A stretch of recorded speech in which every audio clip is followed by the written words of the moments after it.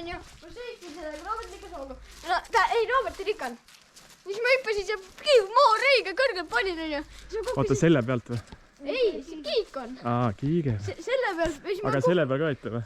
Jaa, mina proovisin. Siis ma kukkusin põlvili, siis mul läkski, näe, põll läks niimoodi natuke mustaks. Vai vaikka kõndima. Näe, oota. Oota, sa veel ikka. Näis, vaata nüüd kui kõrgele ma lähen.